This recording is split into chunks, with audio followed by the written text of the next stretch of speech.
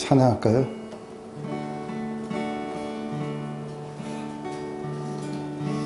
Faithful one, so unchanging,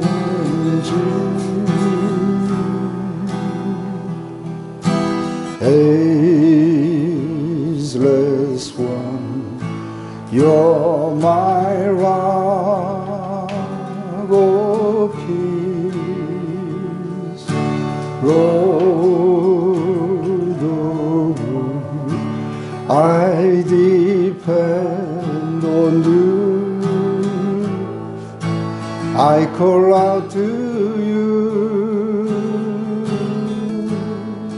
again and again. I call out to you again and again. You are my rock in times of trouble. You lift me up when I fall down. All through the storm, your love is the anchor.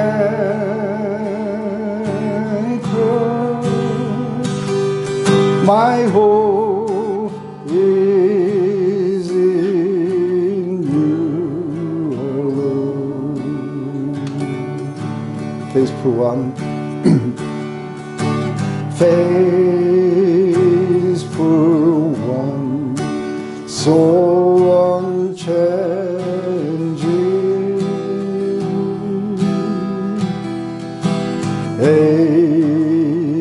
ageless one, you're my rock of peace, Lord of all, I depend on you.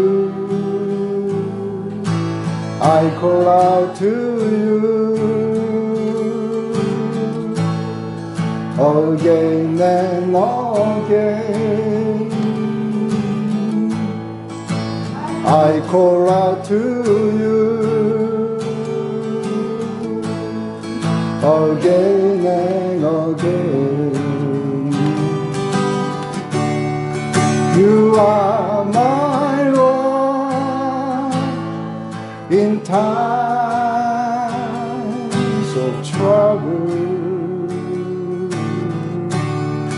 You lift me up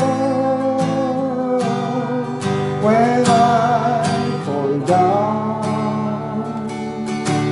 All through the storm, your love is the anchor.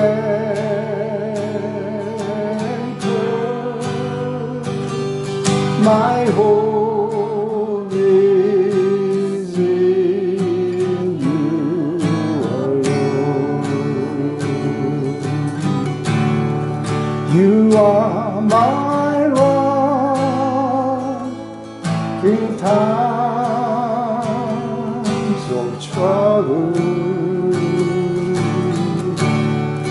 You lift me up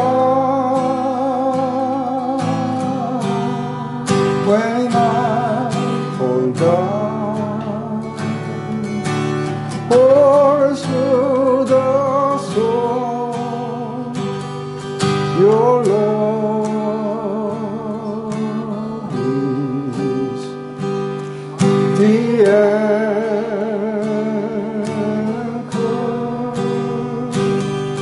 My hope is in you alone. All through the storm, Your love is the anchor.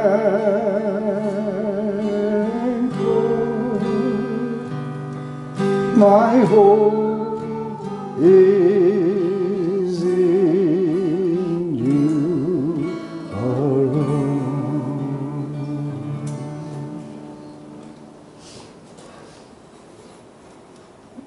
언제나 변함없는 사랑, 아침마다 새롭고 늘 새로운 그 언약적 사랑이 우리를 향하고 있는 이 아침, 지금 우리의 마음을 이렇게 올려드립니다. 지금 오늘도 오셔서 우리와 함께 하시고, 그리고 오늘 우리 요한복음 5장을 통해서 지금 우리에게 직접 가르치시고, 또 우리의 마음 속에 잘못된 모든 제도화들이 무너질 수 있도록 하나님 이 시간 우리에게 역사하시옵소서. 예수님의 이름으로 기도드렸습니다. 아멘.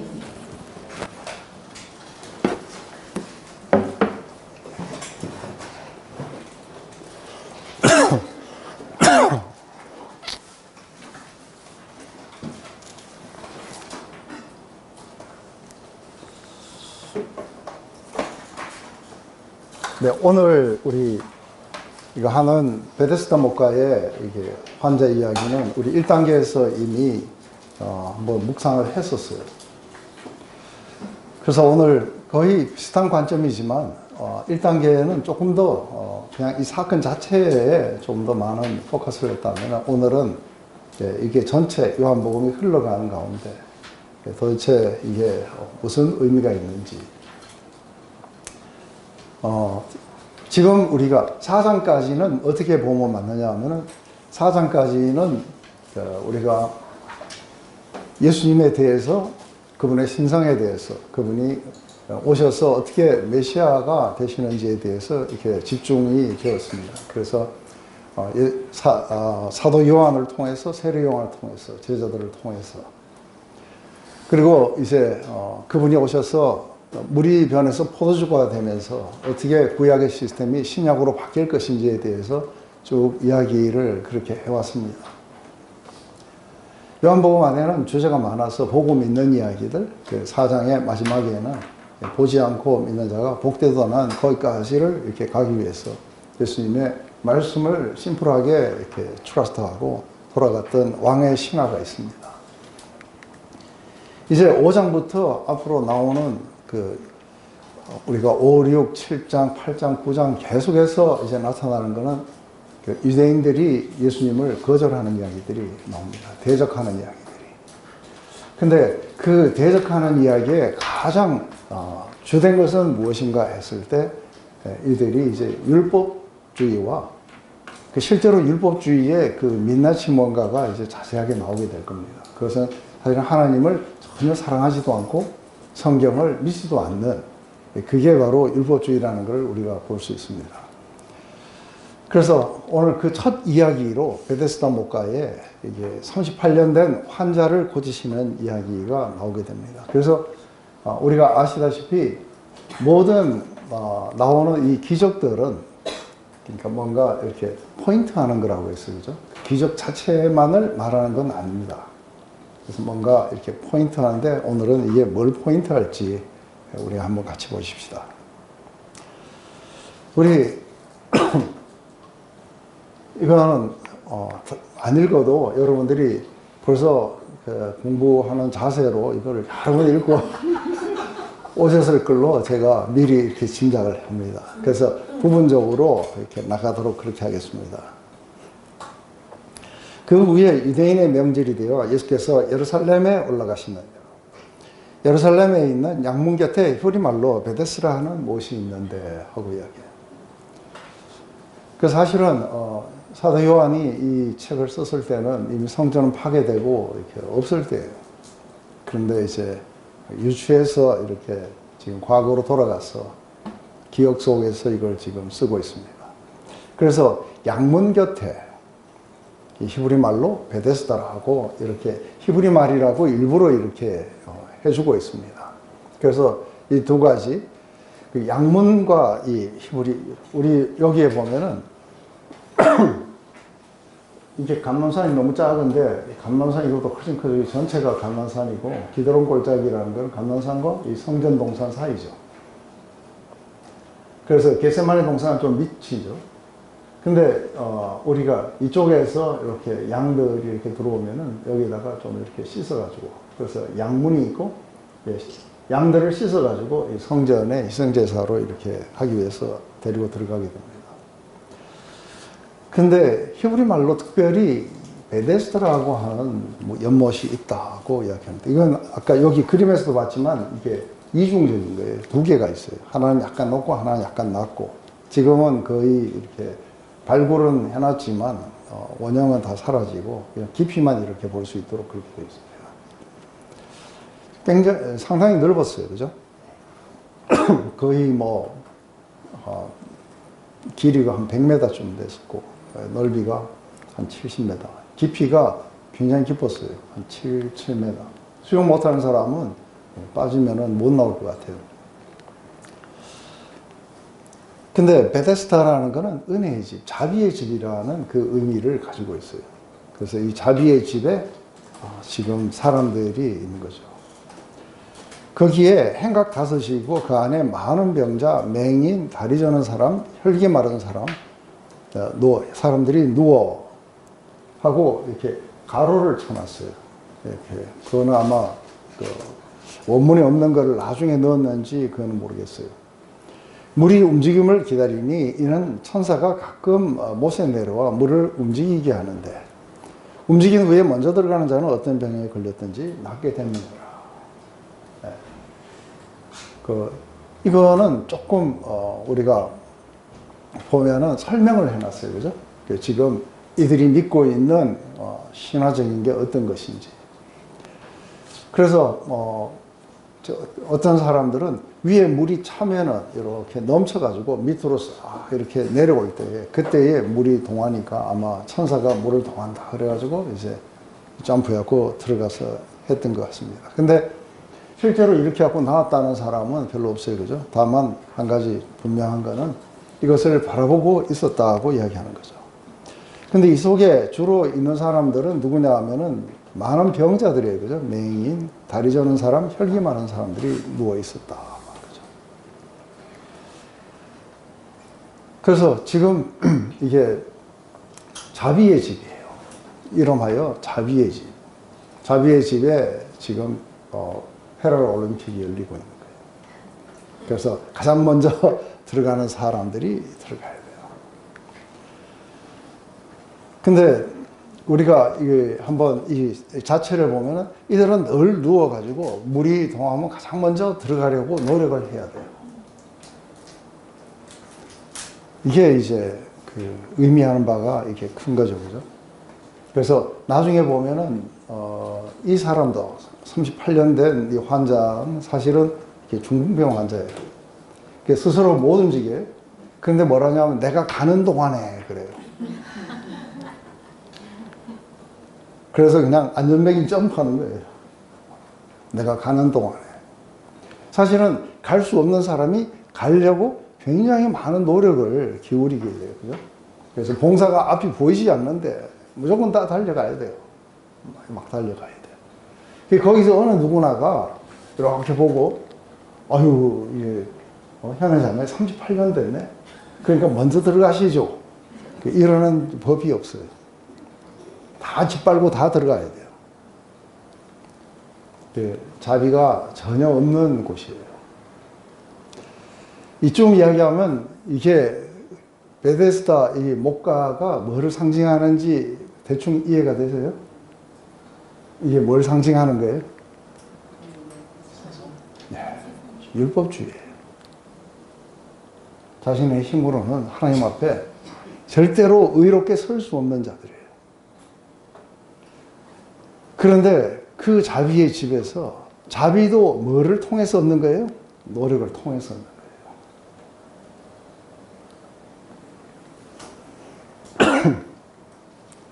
오직 경쟁해서 이겨야 되고 최선을 다해야 상을 얻을 수 있다는 게 바로 이런 것이겠죠. 참 이 광경을 생각해 보면 비참하기 거지없어요, 그죠? 중공장사가 꿈틀거려야 되고, 공사가 막 어딘가로 막 달려가야 되고, 가다가 물에 들어가기 전에 뭐 아마 거의 어디 딴 데 가고 넘어지거나 그랬을 수도 있어요. 얘 제일 그래도 유리한 게 다리 저는 자예요. 그래도 어느 정도는 움직일 수 있으니까요.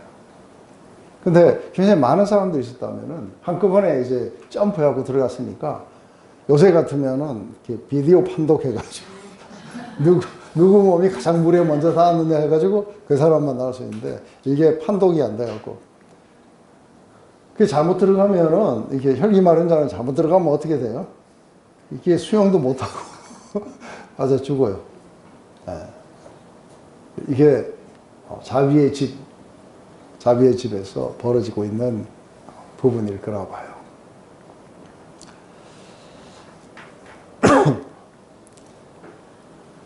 거기 38세 된 병자가 있더라. 예수께서 그 누우신 것을 보시고 병이 벌써 오래된 줄 아시고 이러시되 내가 낫고자 하느냐. 지금 우리가 여기서 이렇게 보면은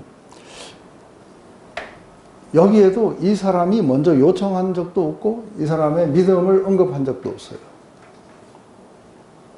근데 예수님이 먼저 찾아갔어요. 근데 거기에 수많은 환자들이 있었는데 왜 하필이면은 이 사람이 선택됐을까?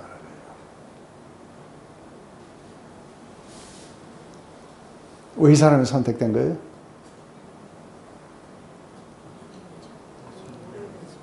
그렇죠. 병이 너무나도 오래됐고 어떤 도움도 받지 못하고 있기 때문에 예수님이 찾아가신 거예요.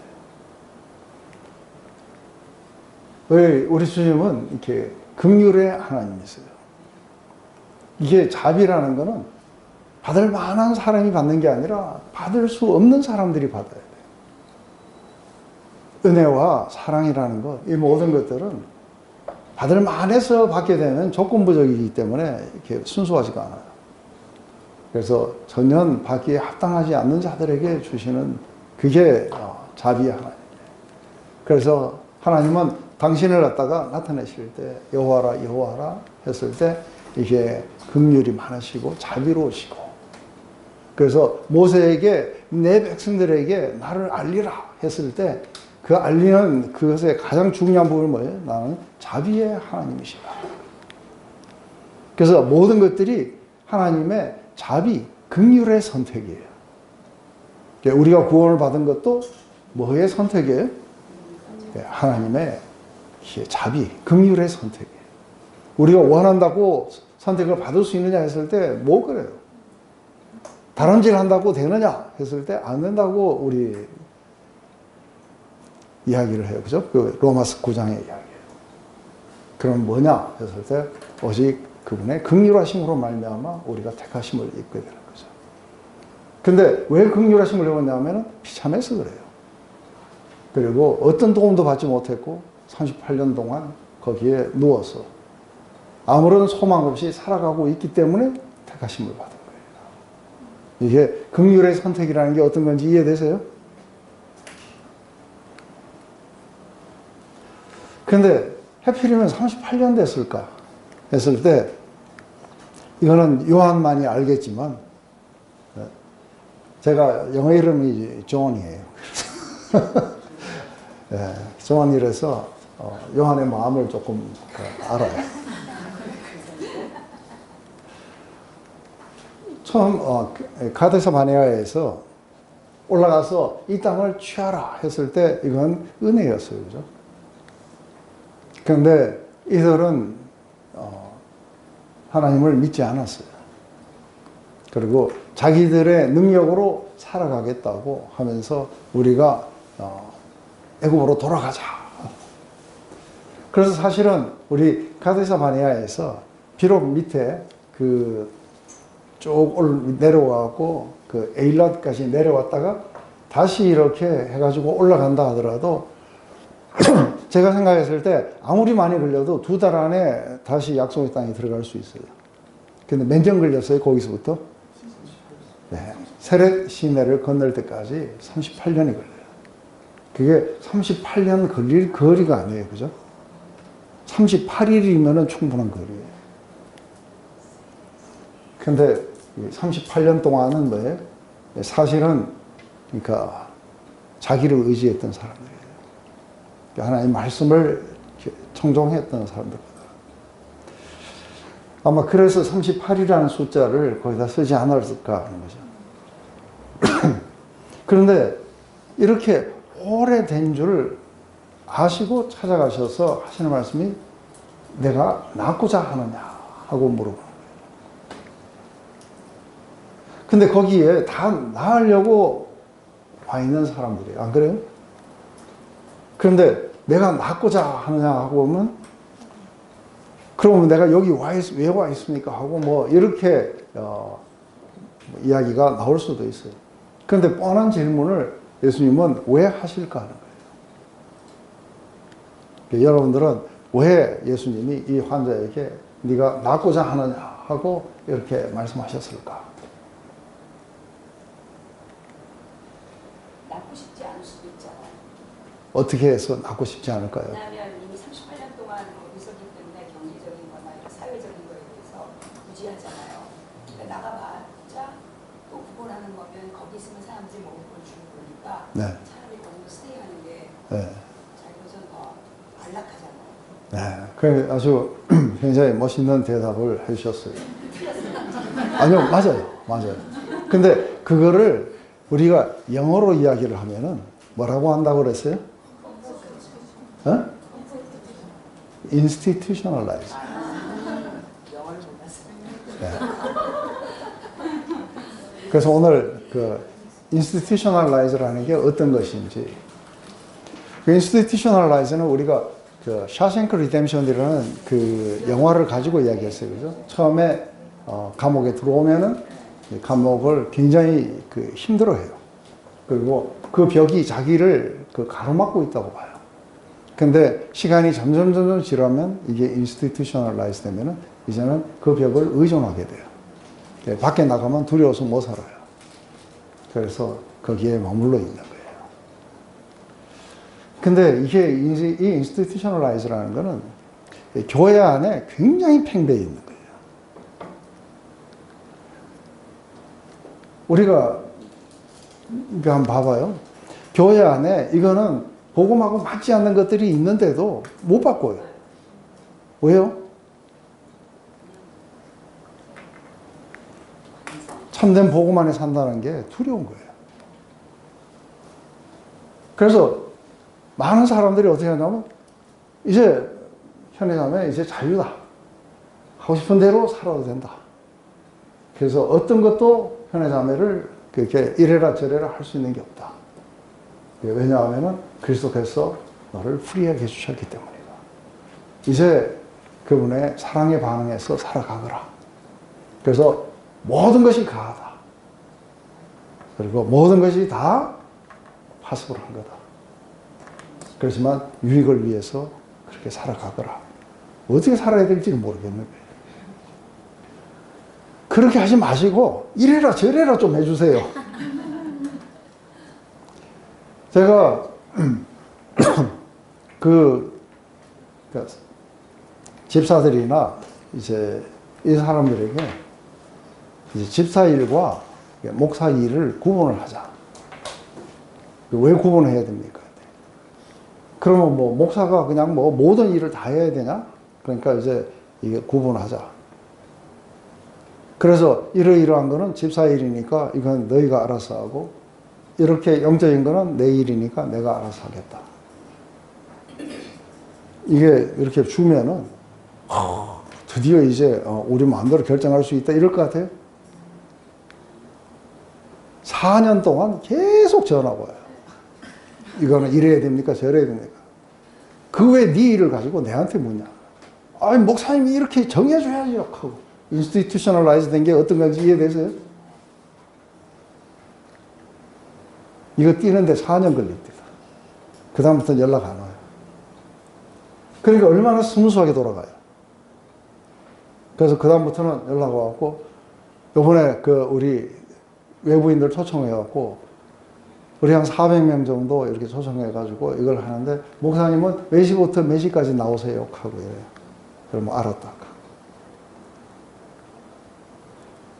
이게 이제 그 제도화 됐다는 게 어떤 것인지를, 이 사람들은 그걸 싫다고 하면서 그거를 의존하고 있어요.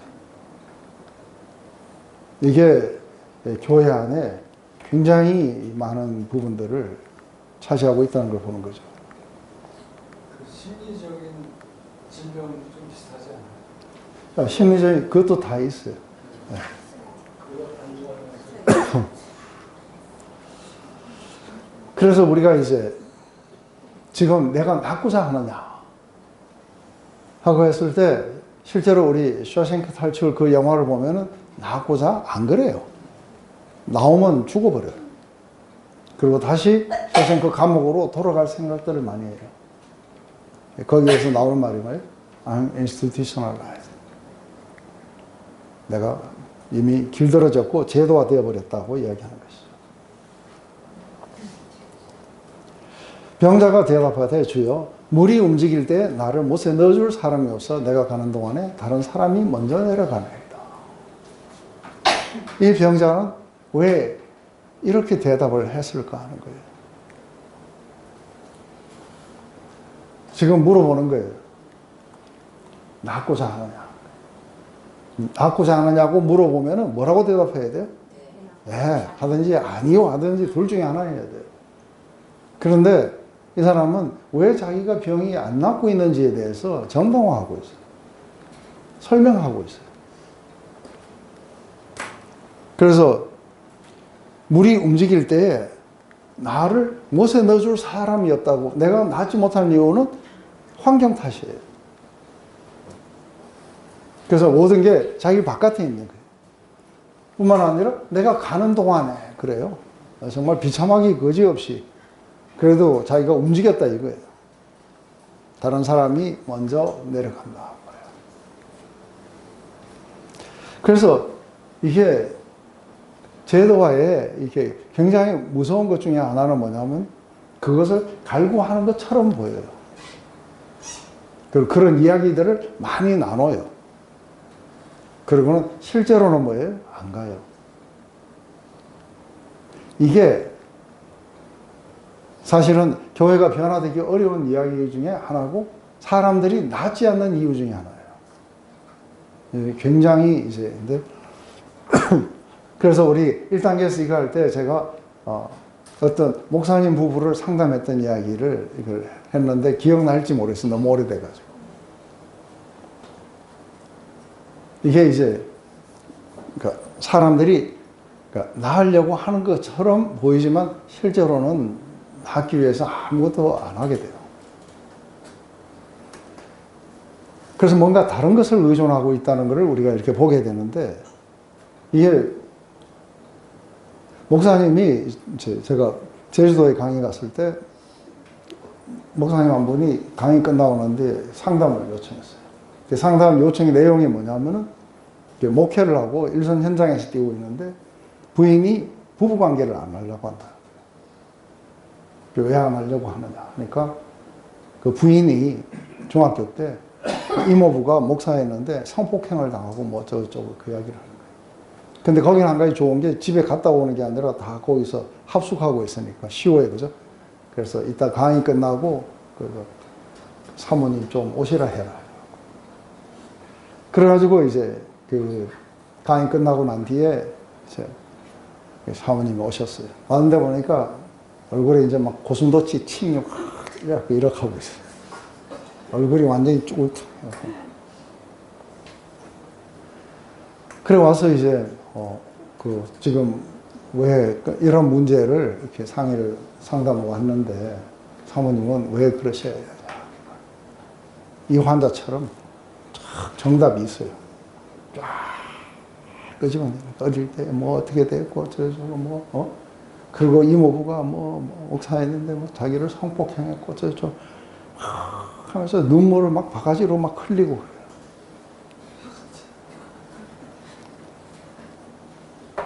이 사람 안에 뭐가 없는 거예요? 자기를 정당화하고 싶은 거예요. 위로받고 싶고 누군가가 내가 왜 이런 고슴도치 침을 달고 다니는지 아느냐 하고 그래서 쫙 끄집어내가지고 다 하고 난 뒤에 뭐예요? 알았으면은 이제 햇빛 가리지 말고 좀 비키쇼 하고 싹 집어넣어버려요. 이 사람들은 이렇게 해서 38년을 가요. 그게 아니라 죽을 때까지 그렇게 가요. 그래서 그냥 앉아서 눈물을 톡톡 흘리는 거 보면서 막 하다가 코도 풀고 막 이런 거 옆에서 다 들었어요. 마지막에 제가 한 말이 뭐예요? 그런데 낫고 싶습니까? 충격을 탁 받는 거예요. 왜냐하면 사실은 자기가 낫고 싶었는지도 몰랐어요. 그죠? 사실 이런 거 생각도 안 해봤어요. 그러니까 이게 충격이 딱 오는 거예요. 그러면은 결혼하지 마시지 왜 또 결혼을 하셨어요? 애도 둘 낳고. 그걸 해필이면 또 목사님하고 결혼해갖고 목사님을 괴롭히냐.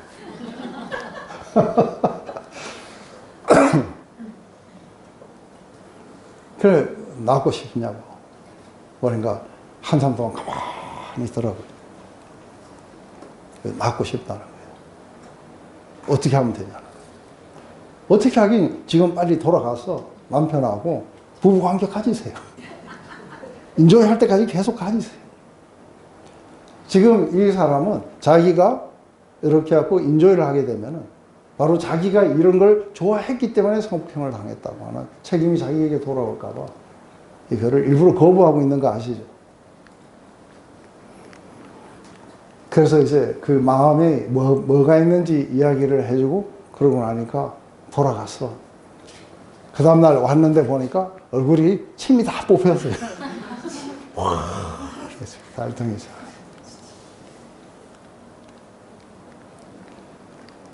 많은 사람들이 이렇게 병을 자기를 방어하고 있어. 방어 기제 때문에 병이 생기고, 그리고 이 방어 때문에 사실상은 병을 안 낫고 있는 거예요.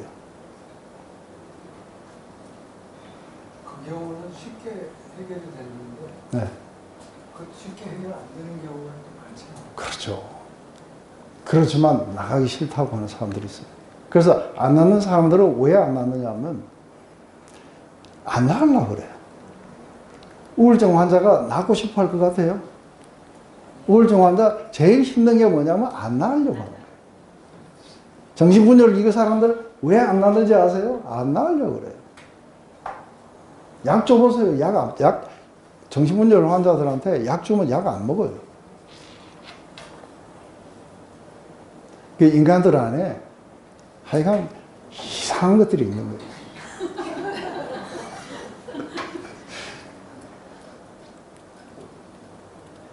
그 사실은 그 방어벽을 무너뜨리면은 이 사람들이 치고 있는 이 방어벽이 무너져야 사실은 이게 가능해져요. 그런데 주로 어떤 사람들이 안 날려가냐면 자아가 되게 강한 사람들이에요. 근데 그거는 그 성격이 되게 막 오락부락한 사람들이 아니에요. 오히려 조용한 사람들이 속에 아주 그냥 그 뗀뗀모찌가 들어요. 딱딱한 모찌, 떡이 들어요. 이게 전자레인지에 한참을 돌려야 되는데 이게 잘 안 돼요. 근데 정작 그들은 정말 낳고 싶다고는 얘기하잖아요. 그렇죠. 그건 뭐, 의지가 없어요. 그 치유 시간이 있어요. 그래서 막 와가지고 막 이렇게 치유 강사들 와요. 오면은 다 끄집어내요. 앞에서 막 울고 뭐 용서합니다, 어찌합니다. 그 다음날 되면 또 도로 탁 돌아가요. 아까 맨치로.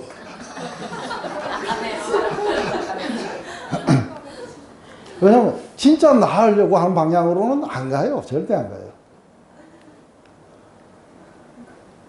진짜로 낫는 방향, 맞는 거 굉장히 쉬워요. 그래서 실제로 여기서 이거 할 때에 대부분 어떻게 해서 나으냐, 중독도 뭐도 어떻게 해서 나으냐 하고 물어봐요. 물으면 어떻게 나은지 아세요? 그냥 나아요.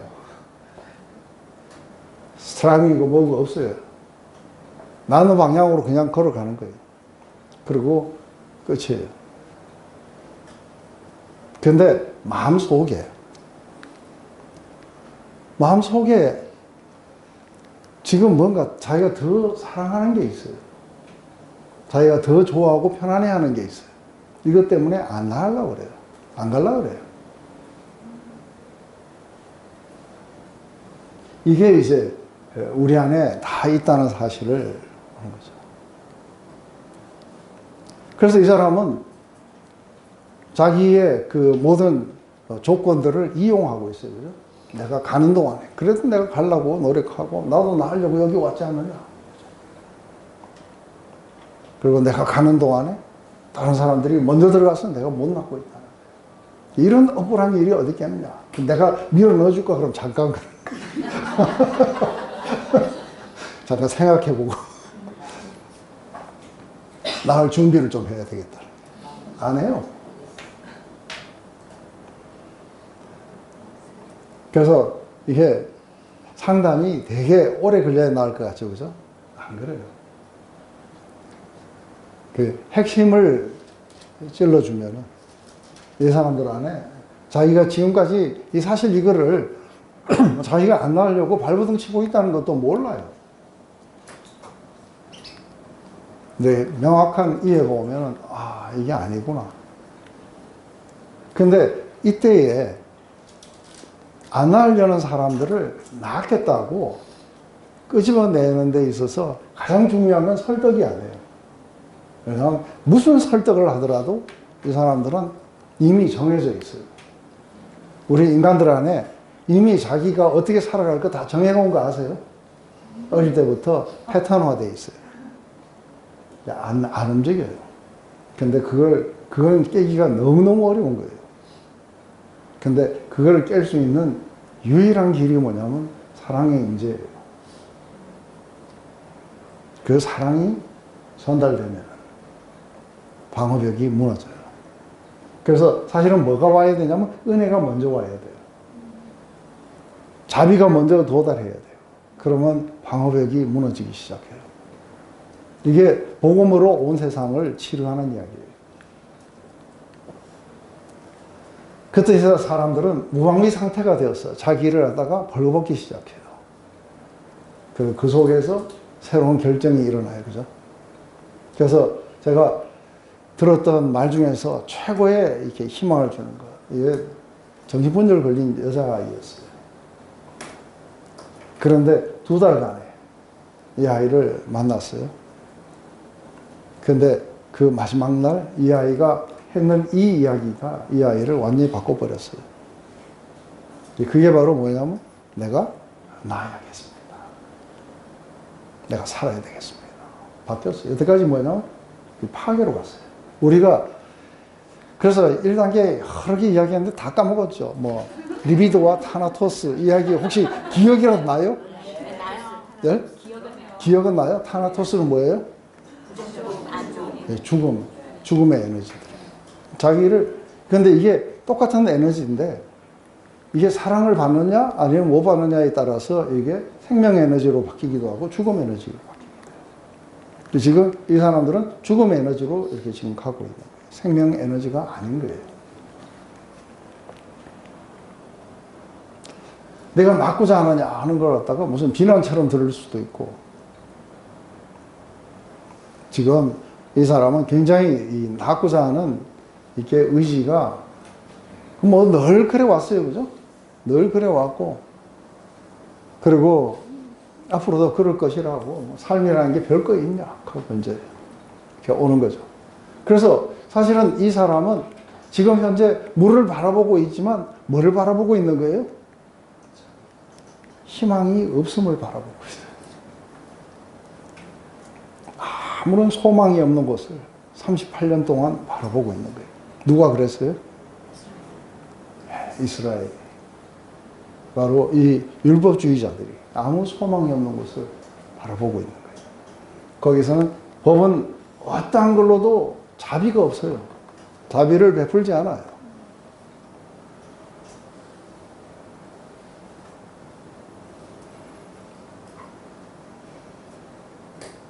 그래서 막 그 세상을 이렇게 비난하고 분노하고 이러는 사람들은 이게 이제 이렇게 극대화되어 나타나는 거예요. 그죠? 그러면서 막 정부를 욕해요. 그죠?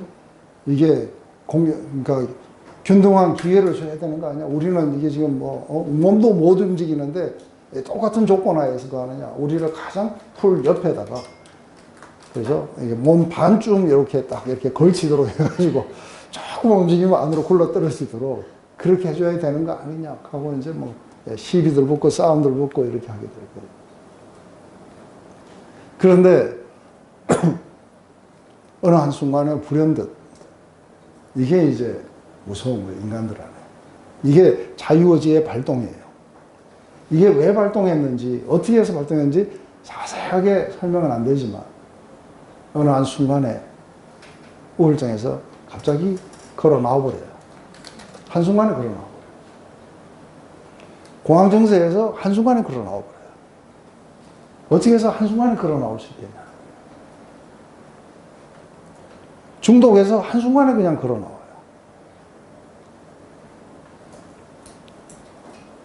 의지가 갑자기 뭐예요? 자기가 좋아하던 것에서 새로운 것 쪽으로 이게 전환이 되고, 그러면은 그 순간이 끝이에요.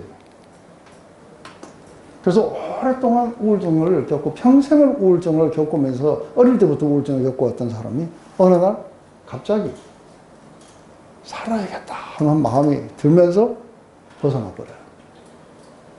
이걸 갖다가 우리가 이게 뭐 어웨이크닝이라고 말하기도 하고, 이게 어떻게 해서 일어났는지 각 사람마다 상당히 많이 달라요.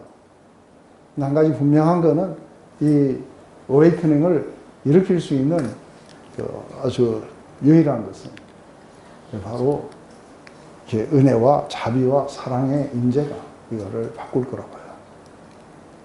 이게 우리 모두는 다 사실은 경험했었어야 돼요.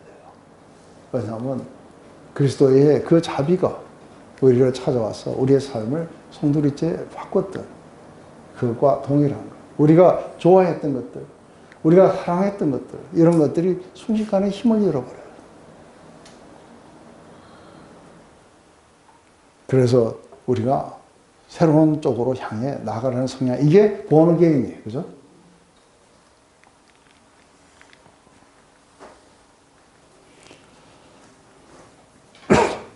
그래서 우리가 그 병든 사람들에게 호해주면 병이 더 깊어지는 거 아시죠? 그 미국이나 캐나다에서 정말로 잘못하고 있는 건 뭐냐면, 이게 우울증 걸리거나 뭐 하거나 뭐 이렇게 되면은 이게 복지라는 차원에서 이 사람들에게 자꾸 돈을 줘요. 그래서 팬데믹 때 굉장히 많은 사람들이 죽었어요. 왜냐하면 팬데믹이라고 또 돈을 더 줬어요.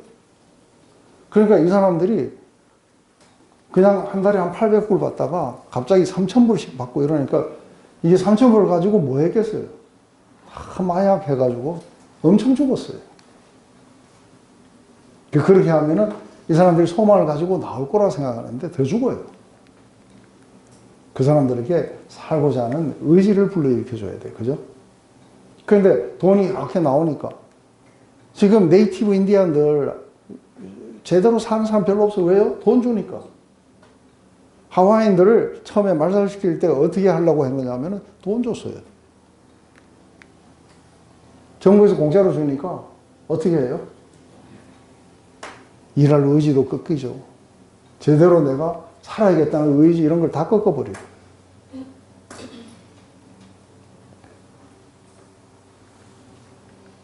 너무 이제 그쪽으로 많이 갔어요.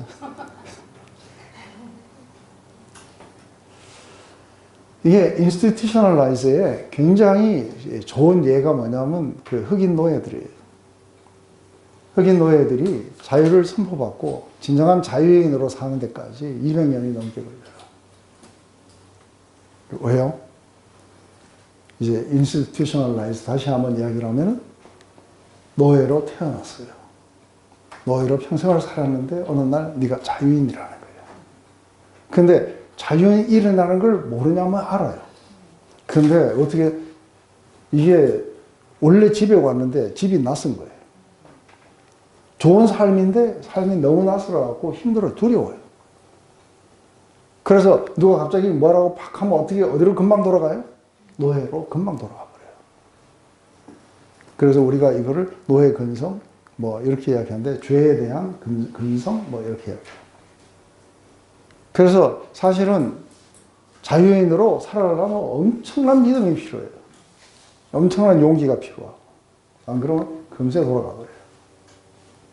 바로 이것 때문에 여러분들은 다 구원받았지만 구원받은 삶을 100% 다 못 누리고 계신 거예요. 자기를 어떻게 보냐면 아직도 죄인으로 보고 있는 거예요. 아직도 내 자신을 갖다가 정결하지 못하다고 보고 있고 그래서 그리스도의 은혜에서 떨어지고 멀어지는 그 역할들을 이렇게 하는 것들이 굉장히 많을 거라 봐요. 유대인들은 어떠냐 했을 때 대대로 조상들이 율법 아래 살았어요. 맞아요? 그래서 이게 안식일을 지킨다든지 이런 것들은 이 사람들에게 굉장히 중요한 문제였어요.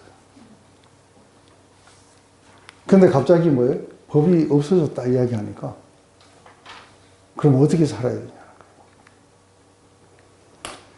이게 자신들이 하나님을 섬기는 방식이었고 또 이걸 통해 가지고 자신들의 거룩함을 입증해 왔고 사회적 지위를 얻었고 이렇게 했던 것들인데 이게 갑자기 어느 날 예수님이 오셔가지고 이제는 그런 것을 의존하지 말고 진정한 하나님의 자비를 의존해라. 하나님이 너희들에게 자비를 베푸실 것이다. 그래서 그 자비를 얻기 위해서 그 영원한 생명을 얻기 위해서는 내 앞으로 와야 된다. 완전히 다른 삶이에요. 이 사람들은 굉장히 힘들었을 거라고 봐요. 그래서 이게 중풍병 환자하고 비슷해요. 누워있는 게 훨씬 편해요. 그래서 우리 그 노숙인들에게 직장 준다고 가라 그러면 잘 안 가요. 왜냐하면 노숙인 삶에 한번 익숙해지면 어떻게 돼요? 마음이 그렇게 편할 수가 없대요. 왜냐하면 의무라는 게 다 사라져요. 그전에는 삶이 어땠어요? 그래도 한 푼이라도 더 벌어갖고, 성빈이 먹여 살릴 거라고. 애를 쓰고, 그죠? 그 먼 거리를 차로 왔다 갔다 하면서 막 갖고 이걸 했는데, 노숙인으로 사니까 이제 그럴 필요가 없는. 어디가 몇 시에 밥 준다 그러면 거기 가면 되고. 남은 시간은 의무도 없고 뭐도 없고 아무것도 없어요. 더군다나 소변을 아무 데나 봐도 누가 뭐라 그러지도 못해요.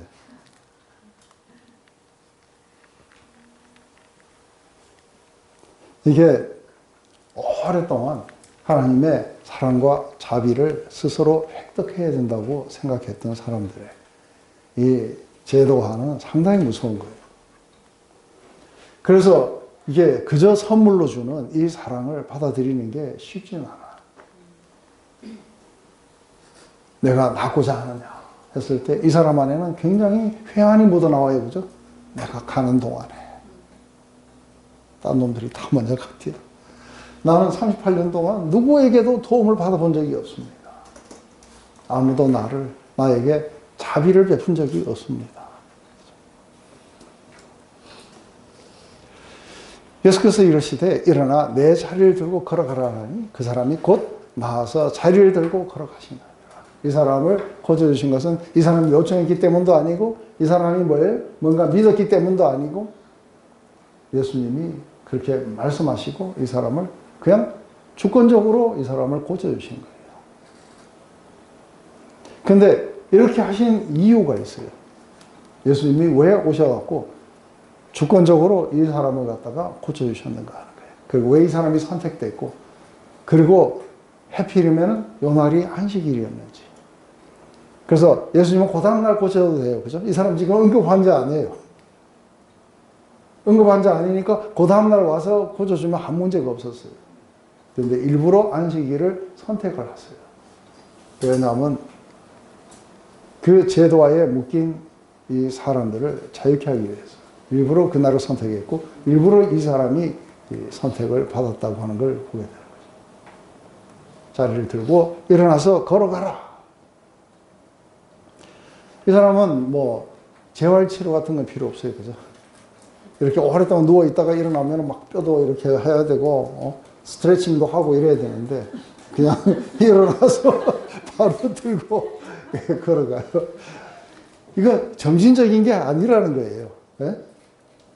뭐 조금씩 해가지고 조금씩 뭐 이래갖고 와서 누가 좀 물으니까 또 발가락이 움직이네요 하고 뭐 이렇게 그리고 몇 년 동안 재활 치료했고 이제 다 좋았습니다. 이렇게 점진적인 게 아니라 바로 즉각적으로 끝나는 거예요. 그래서 바로 그 말씀에 자리를 들고 일어나서 이렇게 걸어갔다는 거예요. 이게 자비가 도달하면 모두가 다 즉각적으로 이렇게 움직여가게 될 거라고 하는 것이죠. 우리 좀 쉬었다가 다시 할까요? 네. 이 날은 안식일이니 유대인들이 병난 사람에게 이렇게 안식일인데 내 자리를 들고 가는 것이 옳지 아니하니라. 대답하되 나를 낫게 한 그가 자리를 들고 걸어가다 하더라 하니 그들이 묻되 너에게 자리를 들고 걸어가라는 사람이 누구냐 하되 고침을 받은 사람은 그가 누구인지 알지 못하니 이는 거기 사람이 말함으로 예수께서 이미 피하셨습니다. 그 후에 예수께서 성전에서 그 사람을 만나 이르시되 보라 내가 나았으니 더 심한 것이 생기지 않게 다시는 죄를 범하지 말라 하시니 그 사람이 유대인들에 가서 자기를 고친 이는 예수라 하니라. 그러므로 안식일에 이런 일을 행한다 하여 유대인들이 예수를 박해하게 된지라. 지금 이제 유대인들이 예수님을 박해하기 시작했던 그 이유가 어디냐면 안식일에 병자를 고쳤고 또 고쳤을 뿐 아니라 안식일에 하지 말아야 되는 거를 이 사람이 이야기를 한 거예요. 자리를 들고 걸어가라. 이게 안식법을 어겼다고 보는 거예요. 그래서 사실은 죄가 두 개예요. 안식일에 자기가 하지 말아야 될 일을 했고 그리고 다른 사람에게도 하지 말아야 되는 일을 시켰다는 거예요. 이게 이제 그런데 이렇게 38년 동안 누워있던 자가 일어났어요. 그죠? 그리고 이 놀라운 기적 앞에 하고 다른 그 보면 모두가 다 하나님께 영광을 돌리며 정말 어떻게 이런 일이 일어날 수 있겠느냐 하고 이렇게 놀라움을 금치 못하고 전부 턱이 턱 떨어져 갖고 그렇게 했었는데 이 사람들은 안 그래요. 그러면서 이 사람이 자리를 들고 일어나서 걸어가는 걸 보면서 네가 안식일에 네가 왜 낫냐는 거예요.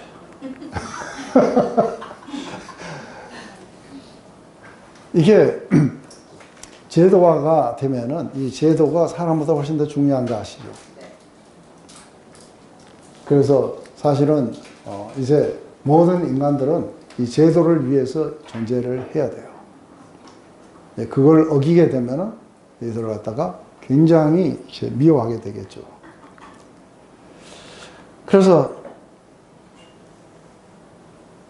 이게 안식일이라는 게 어떤 건지에 대해서 사실은 들어보려고 이렇게 하지도 않았던 것이죠.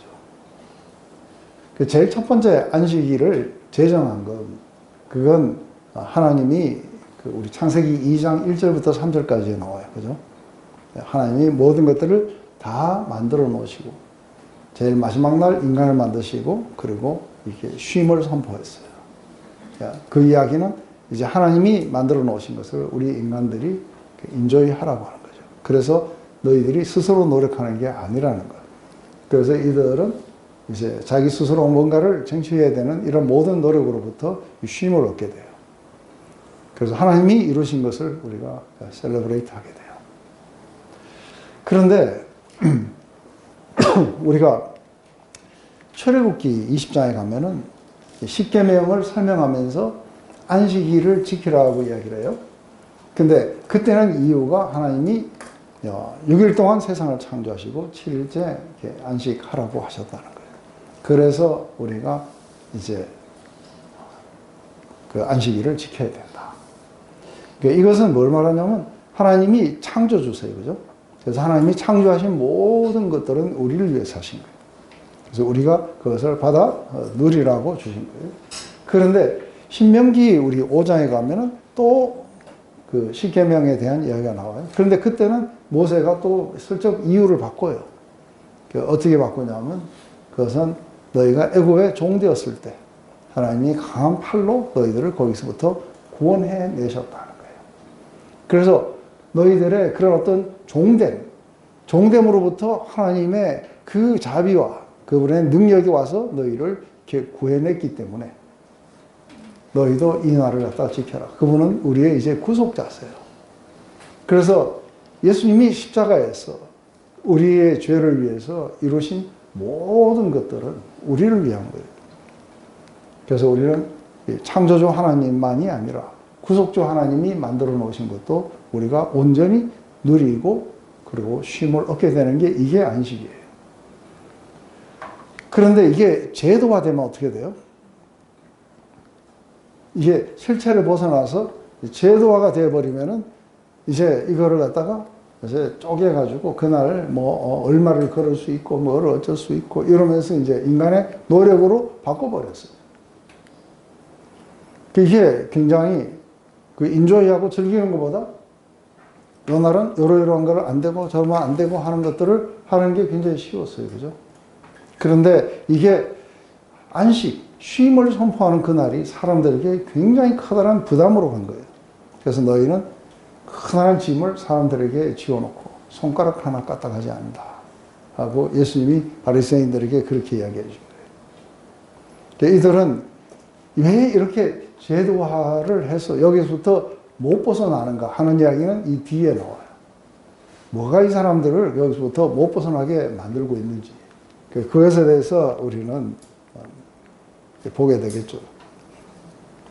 이게 무슨 절기였는지 모르지만 모든 절기는 6월절이든 아니면 장막절이든 초실절이든 또 아니면은 여기 나오는 수전절이든 무슨 절이든 이게 모든 절기는 하나님이 이스라엘의 역사 속에서 이스라엘을 위해서 무엇을 행하셨는가를 갖다가 뭐예요? 셀레브레이트 하기 위해서 모이는 거예요. 기억하고 셀레브레이트 하고 감사하고 하나님이 우리를 위해서 뭘 해주셨는지에 대해서 그것을 즐기기 위해서 축제를 이렇게 지금 벌이고 있는 거예요.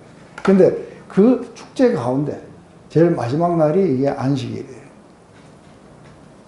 그런데 그날은 인간들에게 굉장히 많은 짐을 지우게 되는 거예요. 그래서 이 축제도 짐으로 바뀌어요.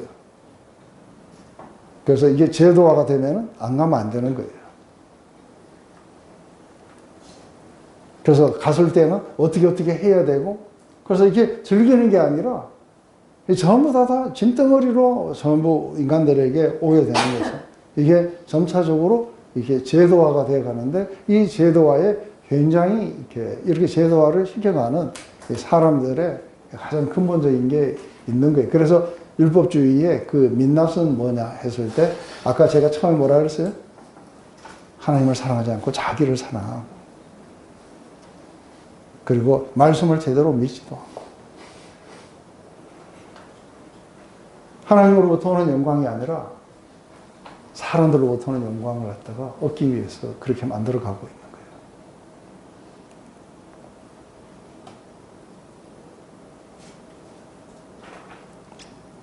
그래서 이런 놀라운 기적의 실체 앞에서 형식적인 것을 지키지 않았다고 지금 이렇게 비난하기 시작해요.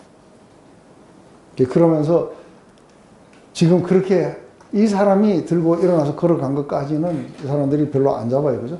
그렇지만 이제 계속해서 묻는 거예요. 너 보고 들고 걸어가는 사람이 누구냐? 그건 굉장히 우리의 제도를 지금 무시하고 있는 사람이니까 그럼 잡아서 처벌해야 되겠다는 거예요. 그런데 이 사람이 이제 쓱 그렇게 가다가 예수님을 다시 만난 거예요. 누가 자기를 고쳤는지도 몰라요. 그래서 이 이야기 속에서 보면 이 사람은 믿음도 없었고 간절한 요청도 없었고 누가 자기를 고쳤는지도 모르는 가운데 지금 있는 거예요.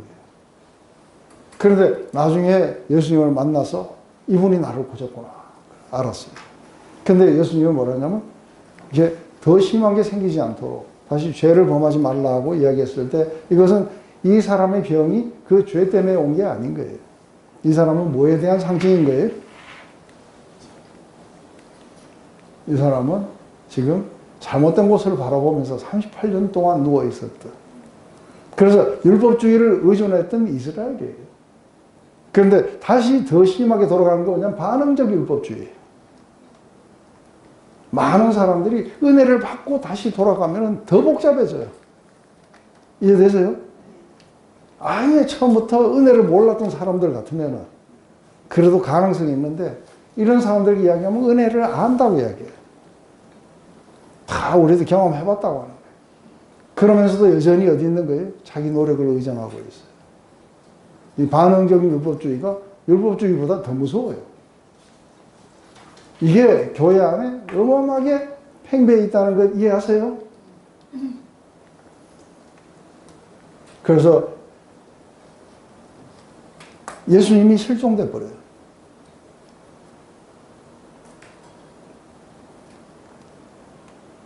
그 교회에서 사라진 예수님을 찾습니다.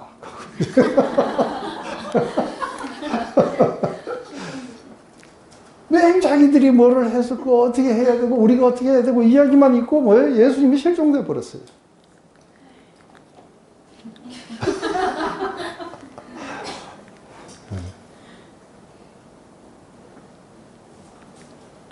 이러니 전의 상태보다 훨씬 더 심해져요. 그죠? 걔가 토한 걸 도로 먹었어요. 이게 사도 바울이 모든 편지 중에서 감사 인사가 하나도 없는 편지가 있는 게 갈라디아서예요. 격앙돼서예요. 그죠? 그런 복음을 전하는데 그건 복음이 아니다. 그런 복음은 없다. 그게 천사로부터 왔다 하더라도 저주받을 복음이다 하고 이야기해요.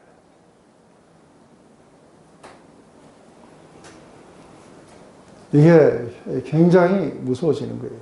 그것을 의존하다가 은혜를 의존했다가 다시 자기의 노력을 자기의 도덕을 의존해가는 이 사람들의 이야기예요. 그러니까 그 마음속에는 뭐가 사라져요? 주님을 향한 감사도 사라지고 예배도 사라지고 기쁨도 사라지고 다 사라져요. 뭐만 남아요? 예수님이 왜 이렇게 무겁냐는 것만 남아요. 누가 너희들에게 이것을 주게 하냐? 어리석도다 갈라디아 사람들아. 그리스도께서 십자가에 못 박힌 것을 너희 눈앞에서 밝히 보거늘 어떻게 그렇게 성령으로 시작했다가 육체로 마칠 수가 있느냐? 굉장히 격앙돼갖고 이 바보 같은 놈들 하고 그렇게 지금 이야기하고 있어요. 오늘날 교회 보고 하는 말이기도 해요. 그죠?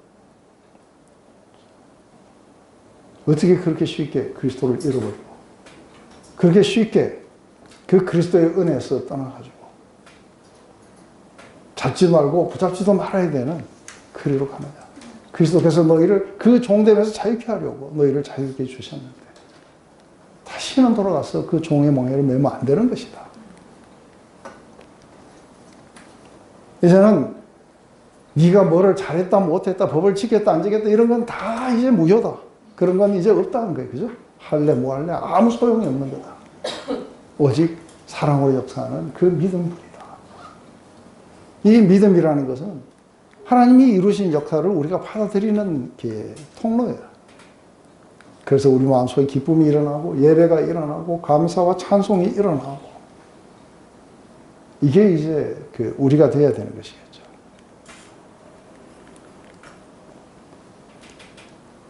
다시 돌아가면 훨씬 더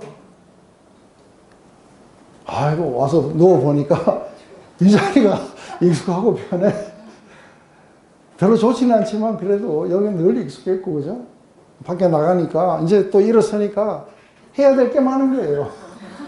일해라 그러지 뭐 그냥 가서 누워있을 걸 잘못 일어나고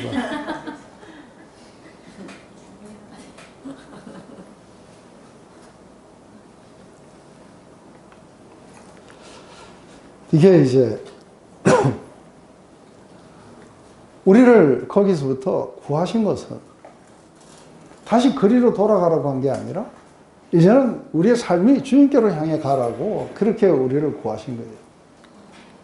그러니까 우리는 사나 죽으나 이제 주의 것이라고 이야기하는 거죠. 이제는 모든 것들이 그리스도의 사랑이 우리를 강권해서 모든 것들을 할 수 있어야 돼요. 근데 제가 복음을 전하면은 처음에는 막 그렇게 은혜 가운데 태어났다가 이 길면은 3년이고 짧으면 3개월이라 그랬어요. 그죠? 어느새 보면은 누군가가 뭐예요? 다시 호로로 사로잡아가요. 그 속에서 뭐 크게 하고 구약을 모르고 은혜를 받았던 놈들이 구약을 알면서 막 거꾸로 가는 거예요. 이걸 안 지켰네. 어쩌네. 그거 하는 거예요. 누가 너희들을 꾀되냐.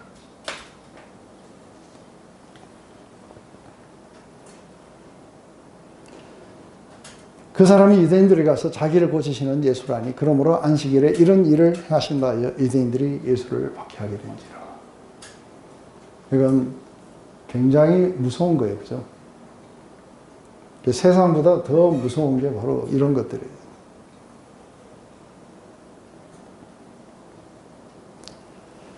하지만 많은 사람들은 이 거짓 종교예요. 율법주의라는 건. 이건 기독교 아니에요. 그런 복음은 없고 저주받을 복음이에요. 그런데 많은 사람들은 이 거짓 종교의 파워에 묶여 있어요. 그래서 제가 그 이야기를 했어요. 그죠? 집사 서약을 하는데 주일날 밥 안 먹겠습니다. 뭐 여기에 동그라미 치라고 나온 거예요.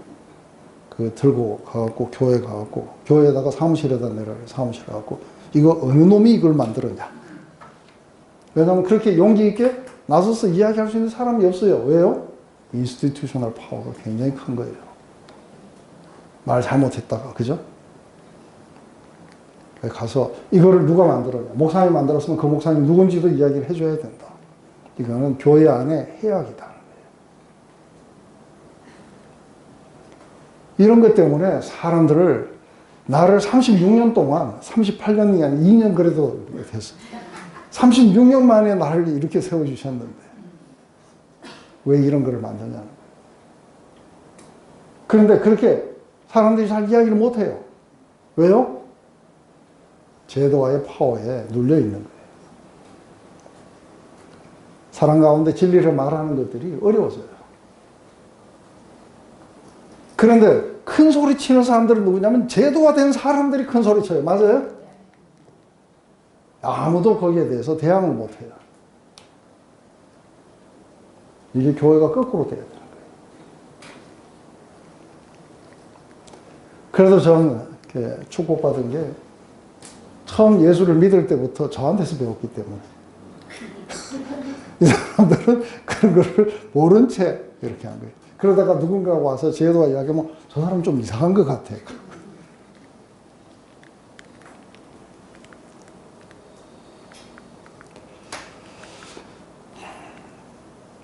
우리 그 제도와의 파워라기보다 우리 죄성이 거기에 더 많고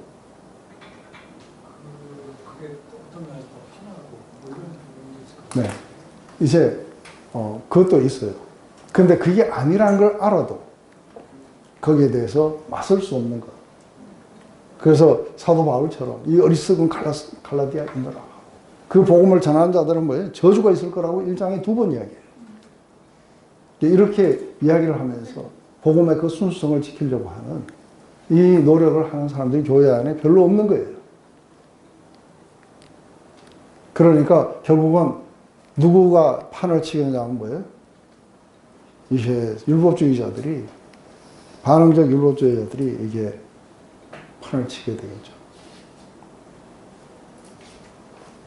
그래서 이 사람들은 제도가 더 중요하기 때문에 사람이 제도를 위해서 있어야 된다. 예수님 말하니 이 제도는 인간을 위해서 준 건데 어떻게 이 제도가 인간보다 귀하냐는 거예요. 안식일이 인간보다 귀할 수가 있냐는 거예요. 이 안식일은 인간을 위해서 준 것이다.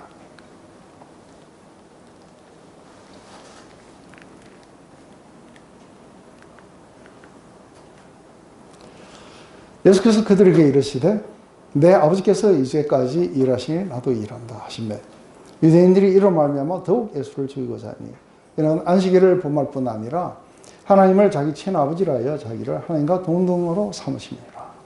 그러므로 예수께서 그들에게 이르시되 내가 진실로 진실로 너에게 이르노니 아들이 아버지께서 하시는 일을 보지 않고는 아무것도 할 수 없나니 아버지께서 행하시는 것을 아들도 그와 같이 행하느니라.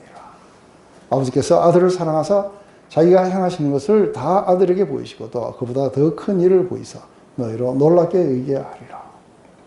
아버지께서 죽은 자들을 일으켜 살리신 것 같이 아들도 자기가 원하는 자들을 살리느니라. 아버지께서 아무도 심판하지 아니하시고 심판을 다 아들에게 맡기셨으니 이는 모든 사람으로 아버지를 공경하는 같이 아들도 공경하게 하려 함이라. 아들을 공경하지 아니한 자는 그를 보내신 아버지도 공경하지 아니하리라. 이렇게 안식일을 범했다 하고 예수님을 핍박하게 되자 예수님이 하시는 말씀인 거예요. 그들에게 이야기를 해주시는 말씀. 그건 뭐냐면 아버지께서 일하시니 나도 지금 일을 하고 있다 하면서 이제 아버지와 예수님이 어떻게 그 동일하신지에 대해서 이렇게 해줘요. 그들은 아버지를 섬긴다고 하면서 왜 아들을 핍박하게 되는지에 대해서 이야기를 해주세요. 그랬을 때 여기서 전체적으로 보면 몇 가지가 나와요. 그죠? 아버지가 일하시니 나도 일한다. 그런데 내가 일하는 이 일의 내용은 아버지가 일하는 내용하고 다른 게 아니라는 거예요. 그래서 사실은 인간 예수 안에서 하나님이 일하고 계시는 거예요. 왜냐하면 아버지께서 아들을 사랑하셔서 모든 것들을 다 보여주셨기 때문에 아들은 아버지가 행하신 것을 다 보고 지금 행하시고 있기 때문에. 그래서 아버지가 행하시는 것이 어떤 것이었냐면 죽은 자들에게 생명을 주시는 거예요. 그래서 아버지 안에 생명이 같이 아들도 사람들에게 생명을 주는 이 일을 지금 하고 있다는 거예요. 그것은 아버지가 지금 하고 있는 것. 그것을 아들도 사람들에게, 죽은 자들에게 생명을 주고 있다는 거예요. 그런데 아버지도 심판하세요. 그죠? 그렇듯이 아버지는 심판을 하시는 분이시지만 그 심판을 전부 아들에게 넘기신 이유는 이 다음 구절에 가면 인자가 되셨기 때문에 그래요. 그건 다음 구절로 설명할게요. 아버지가 심판하시듯이 아들이 심판하신다는 거예요. 그래서 아들이 아버지가 하시는 일과 동일한 일을 어떤 걸 하는 거예요? 생명을 주고 심판을 하시고. 이게 원래 하나님이 하시는 이야기예요. 그래서 아버지가 하시는 그대로 이 아들도 하게 되는 거예요. 왜냐하면 아버지와 아들, 아버지를 공경하듯이 아들도 그렇게 언어해야 되는 거예요. 그 내용을 보면 되게 복잡한 내용 같은데 제가 말하고 나니까 굉장히 심플해져 버렸죠.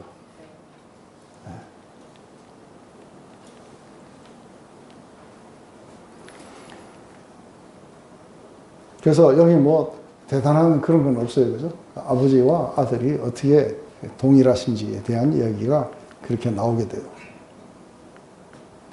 그래서 이 이야기를 지금 하시는 이유가 어디냐 하면은 이들이 지금 구원을 받으려면, 심판을 면하고 구원을 받으려면은 지금 예수님 하시는 이 말씀을 믿어야 돼요. 그래서 지금 이 인간 예수 안에 하나님께서 일하고 계시는 것을, 하나님께서 말씀하고 계시는 것을, 하나님께서 생명을 주시는 것을, 하나님께서 심판을 하시는 것을 갖다가 믿어야 돼요. 그래서 완전한 인간이시지만 하나님이시라는 거예요. 깜짝 놀랐어요. 갈릴리 목수가 사람을 죽였다가 살렸다가 심판했다가 지금 굉장한 일을 하고 있는 거예요. 진실로 진실로 너희에게 이르노니 내 말을 듣고 또 나를 보내신 이를 믿는 자는 영생을 얻었고 심판에 이르지 아니하니 사망에서 생명으로 옮겨가리라. 진실로 진실로 너희에게 이르노니 죽은 자들이 하나님의 아들의 음성을 들을 때가 오나니 곧 이때라. 듣는 자는 살아나리라. 아버지께서 자기 속에 생명이 있음 같이 아들에게도 생명을 줘 그 속에 있게 하셨고 또 인자됨으로 말미암아 심판하는 권한을 주셨느니라. 이를 놀랍게 여기지 말라. 무덤 속에 있는 자가 다 그의 음성을 들을 때가 오나니 선한 일을 행하는 자는 생명의 부활로 악한 일을 행하는 자는 심판의 부활로 나오리라. 내가 아무것도 스스로 할 수 없노라. 듣는 대로 심판하노니 나의 뜻대로 하려 하지 않고 나를 보내신 이의 뜻대로 하려 함으로 내 심판은 의로우니라. 이제 하나님이 하시는 그 역사 두 가지예요. 하나는 생명을 주는 것이고 하나는 심판하는 것이에요. 그런데 생명을 주는 것은 이것은 하나님을 믿는 것처럼 이 아들이 하고 있는 이 말을 지금 믿어야 돼요. 그래서 이게 하나님만을 믿는 게 아니라 하나님이 이제 구원의 수단으로 이렇게 보내주신 이 메시아인 예수님의 말씀을 듣고 믿는 자는 이제는 생명으로 옮긴 것이다. 그래서 이게 영생을 얻게 되었고 사망에서 생명으로 옮겨지게 될 것이다. 그런데 여기서 보면 진실로 진실로 너희에게 하는 이건 굉장히 중요한 말이에요. 그죠? 그럴 때에 진실로 진실로 하고 그 두 번이나 이야기해요. 근데 이게 두 번이나 나와요. 그 첫 번째 진실로 진실로 하는 것은 내 말을 믿어야 된다. 그래야 너희들은 영원한 생명을 얻고 사망에서 생명으로 옮겨가게 될 거다. 이게 내가 너희들을 살리게 되는 그 일을 아버지가 내 안에서 하시는 일이다. 그런데 또 한 번 진실로 진실로 이야기하는 거면 죽은 자들이 이 아들의 음성을 들을 때가 온다는 거예요. 하나님의 아들의 음성을 들으니 곧 이때라. 그래서 이게 지금 우리가 듣는 것, 그래서 이야기를 할 때 성령께서 교회에게 하시는 말씀을 귀 있는 자는 들을지어다. 그 이사야가 받았던 굉장히 페인풀한 이야기는 뭐예요? 페인풀한 이야기는 그들이 듣기는 들어도 듣지 못하고 보기는 보아도 보지 못하고 마음으로 깨달아 고침을 받지 못하게 해라. 왜냐하면 그들의 프라이드가 그걸 막고 있는 거예요. 인간의 프라이드가 막고 있다는 거예요. 그래서 이 자아가 이거를 막고 있을 때는 안 들리게 돼요. 그런데 이 제도화가 왜 지금 여기에 율법에 제도화되어 있는, 종교적인 제도화되어 있는 사람들은 왜 이게 안 들리게 되느냐 하면 이게 프라이드 때문에. 그런데 이게 다 죽어 있는데 제가 복음을 전해보면 어떤 사람은 아주 쉬워요. 듣고 갑자기 막 눈물을 흘리면서 회개하고 막 이런 사람도 있어요. 어떤 사람은 계속 질문하는 걸 질문을 갖다가 설명을 해줘도 다시 생각해 보겠다 그래요. 이게 무슨 차이가 있겠어요? 이게 듣고 안 듣고의 차이예요. 그래서 우리가 묵상을 하는 이유도 이게 안 들리는 거예요. 그래서 우리가 이거를 듣기 위해서는 어떻게 돼요?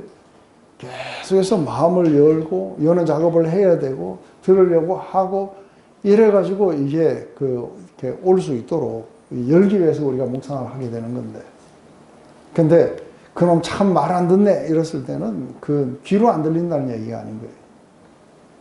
이게 다 죽어 있지만, 다 죽어 있는 것 같지만 이게 마음이 이게 들리는 자들이 있는 거예요. 마음 속에서 예수님이 하시는 이 말씀이 들리는 자들이 있는 거예요. 누가 들어요? 겸손한 자들이에요. 그래서 마음을 낮추고 믿는 마음으로 들어보니 우리를 사랑한다 하시는 그 말씀이 있어요. 그리고 찬양도 그런 게 있어요.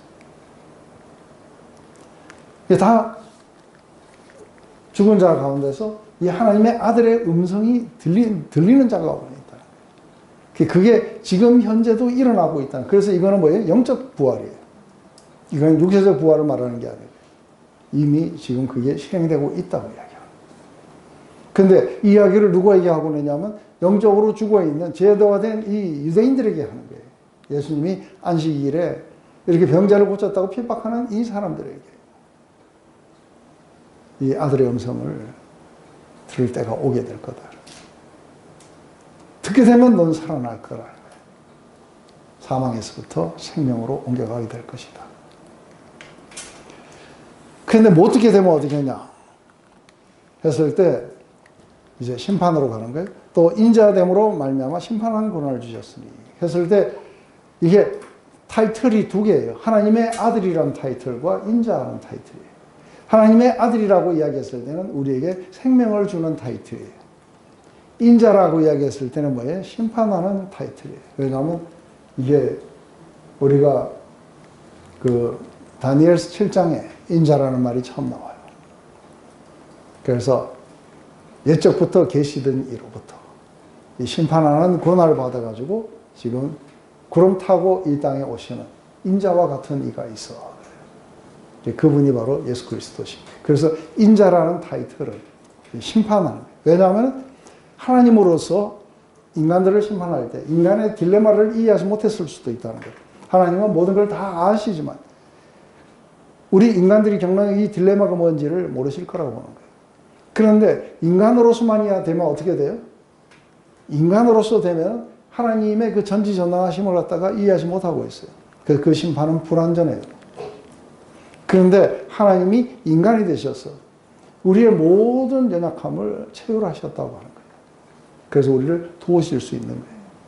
그래서 오셔서 우리를 구하시기 위해서 도우신 거예요. 근데 만약에 예수님이 이 땅에 그렇게 찾아오시지 않았다면은 심판하실 권한이 예수님에게 없는 거예요. 근데 예수님은 이 땅에 찾아오셔서 생명을 주시고 그리고 들으라고 이렇게 이야기를 하고 있어요. 그죠? 믿어야 된다. 그래야 너희들이 살아날 것이다. 이런 거를 다 했는데도 불구하고 이걸 거부하게 됐을 때 그때 바로 이 인자됨으로 말미암아 이제는 아버지께서 직접 심판하시는 게 아니라 이 아들에게 심판의 권한을 주셔서 아들이 심판을 하게 될 거라는 거예요.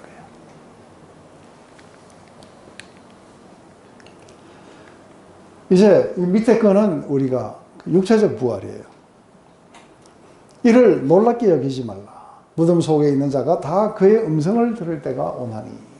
이거는 무덤 속에 있는 자가 아까 죽은 자가 아니라 무덤 속에 있는 자. 이거는 육체적으로 다 죽은 자들이에요. 근데 그때에 이 말 잘 외우고 있어야 되는데 달리다 쿵 그러면 어떻게 돼? 뭔 말인지 몰라가 못 일어나면 안 된다는 거예요. 일어나라. 그래서 구름 타고 오셔서 천사들을 보내서 이게 구원받은 성도들을 이렇게 모으실 때 무덤 안에서 이게 일어날 때 우리 믿는 사람만 부활하는 게 아니에요. 죽은 자들, 믿지 않고 죽은 자들도 부활을 해요. 그런데 운명이 달라요. 하나는 뭐예요? 생명으로, 영원한 생명으로 가는 부활을 하게 될 거고, 하나는 뭐예요? 영원한 정죄로 향해 가는 부활을 하게 될 거예요. 그래서 두 가지의 부활이 있는 거예요. 그죠? 하나는 영적인 부활이고, 하나는 육체적인 부활이에요.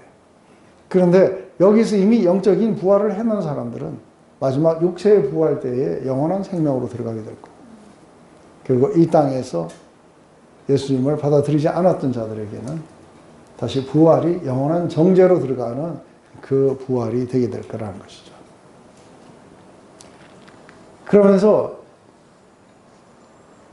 예수님은 계속해서 이 말씀을 많이 하세요. 하나님과 내가 일치되고 있다는 걸. 그래서 어떻게 말씀하시냐면 나는 내 자유로 말하지 않고 나는 아무것도 내 스스로 판단하지 않고 아버지께서 들은 것대로 판단하니 내 판단은 의로울 것이다 하고 지금 이렇게 이야기를 해주시는 거예요. 그래서 처음부터 끝까지 하나님과 예수님은 모든 것에서 지금 일치를 이루고 계시다는 것을 이렇게 보게 되는 거죠.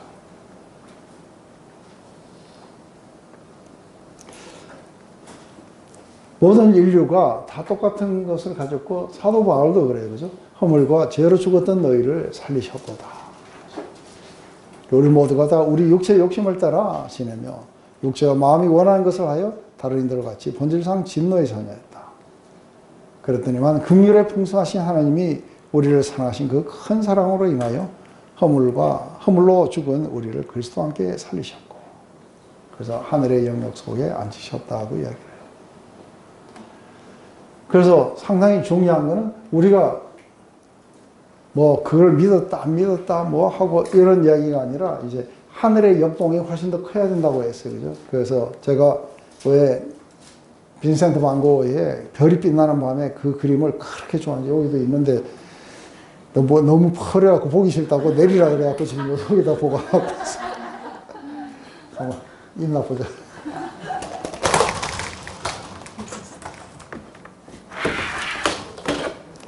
여기 있네요. 그죠? 인간의 역동은 중요하지 않아요. 하늘의 역동이 중요한 거예요. 네, 빈센트 반 고흐가 이거 보여주려고 맨날 나가가지고 별이 빛나는 밤에 그래서 사실은 밖에 나가면은 이런 그림은 볼 수는 없어요. 그죠? 왜냐하면 사실 별이 저렇게 역동적으로 빛나지도 잘 않아요. 요새는 매연 때문에 더 안 보여요.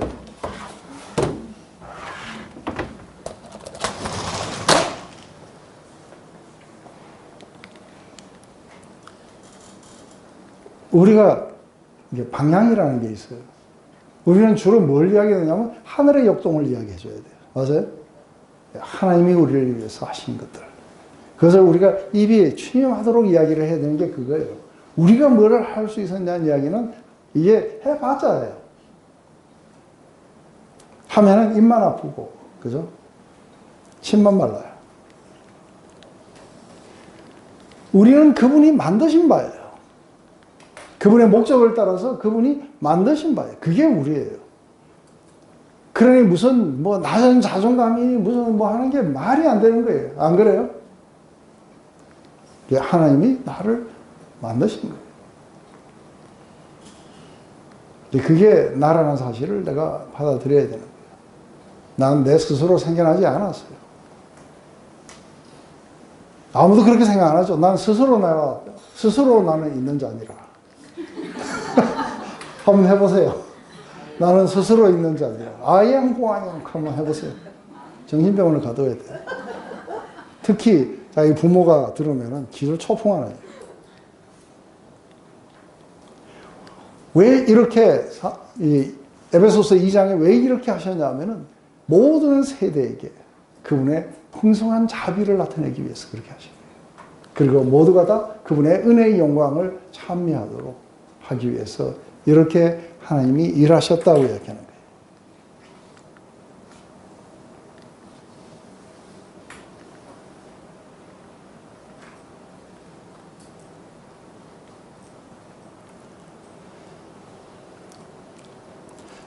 내가 만일 나를 위하여 증언하면 내 증언은 참되지 않아야 돼. 나를 위하여 증언하신 이가 따로 있으니 나를 위하여 증언하신 그 증언이 참인 줄 아니라. 너희가 요한에게 사람을 보내 요한이 진리에 대해서 증언하였느니라. 그러나 나는 사람에게서 증언을 취하지 아니하노라. 다만 이 말을 하는 것은 너희로 구원을 받게 하렵니다. 요한은 켜서 비추는 등불이라.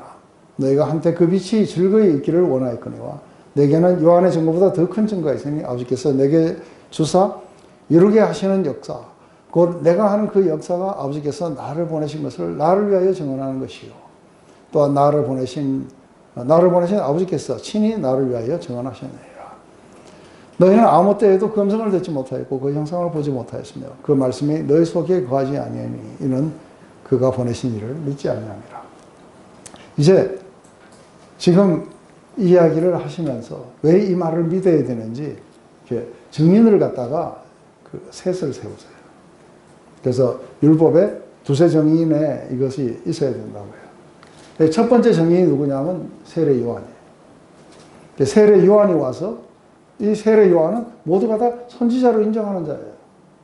그런데 이 자가 와서 뭐라 하냐면 세상 죄를 지고 가는 하나님의 어린 양을 보라 하고 이렇게 증거를 했어요.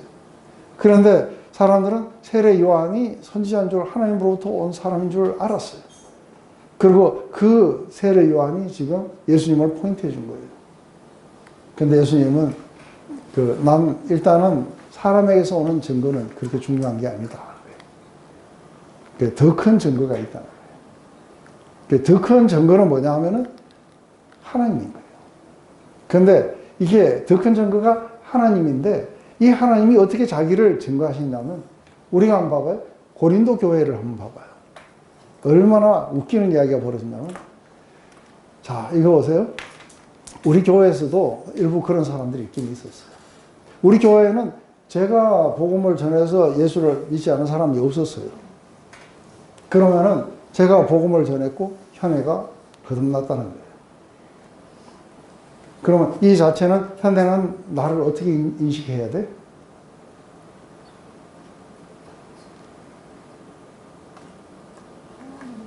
하나님이 내 안에서 역사하셔서 지금 현애 자매를 그렇게 했다는 걸 인식해야 돼요. 그런데 고린도 교회에 무슨 일이냐면 전부 다 사도 바울에 의해서 이게 복음을 받았던 사람들인데 그런데 갑자기 뭐라고 이야기를 해요? 추선장이 없다는 거예요. 예루살렘 교회 추선장이. 야! 너가 내 추선자가 아니냐는 거예요. 이 말이 무슨 말인지 이해되세요? 내가 복음으로 너희들을 이렇게 일깨웠다는 거예요. 그게 추선자가 아니냐는 거예요. 그런데 내가 어디에 따로 가서 예루살렘 교회에서 추수장을 받아와야 너희들은 그걸 맞다고 인정하느냐는 거예요. 이들의 어리석음은 어디 있는 거예요? 인간에서 주는 어떤 추선장이 필요하다고 생각했던 거예요. 그리고 나는 그 아볼로가 훨씬 더 낫다고 생각한다. 이게 인간들의 죄성이라는 게 끝도 없죠. 사도 바울의 복음을 듣고 깨어난 인간들이 그러는 거예요. 너희는 나로 말미암아 쓴 그리스도의 편지 아니냐는 거예요.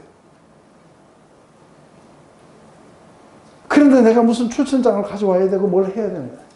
지금 예수님 안에서 지금 일어나고 있어요. 많은 사람들이 듣고 깨어나고 있고, 그리고 많은 병자들이 이렇게 지금 일어나고 있어요. 그죠? 이 자체가 지금 뭐예요? 증거예요. 하나님이 내 안에서 일하고 있다는 이게 증거라는 게 이해가 되세요?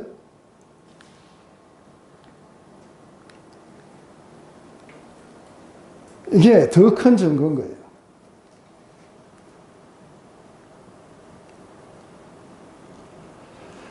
또 한 가지는 뭐냐면 이들은 이제 이 뒤에 부분이 우리가 오늘 그 해야 되는 마지막 결론의 파트예요. 오늘 우리 묵상의 주제예요. 마지막 또 하나의 증거는 뭐냐면 성경이에요. 성경 말씀이 예수님에 대해서 지금 증거하고 있는 거예요. 그가 오시면은 어떤 일을 하실 것이라는 거예요. 그래서 이 성경이 모세 오경부터 시작해갖고 모든 성경이 누구를 포인트하고 있냐면 예수님을 포인트하고 있었어요. 지금 증인 셋을 냈었는데 하나는 세례 요한이었고 하나는 하나님이 직접 그 예수님 안에서 일으키시는 많은 역사들, 새로운 사람들에게 생명을 주고 본어게인이 일어나고 있고 그리고 병자들이 일어나고 있고 하는 이런 모든 것들이 하나님이 지금 예수님이 하나님께서 보내신 분이라는 걸 갖다가 지금 증거하고 있는 거예요. 세 번째는 말씀이 증거하고 있는 거예요. 두 번째 역사에 십자가 사건들이 포함이 네, 되는 거죠. 그 아직은 이제 아니죠. 근데 그, 이제 후에 일어나죠. 네, 근데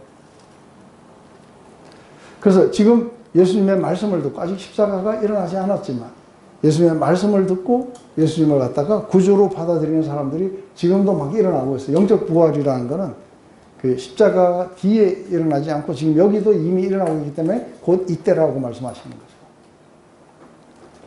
그래서 예수님이 누구신지를 먼저 이렇게 받아들이게 되는 거죠.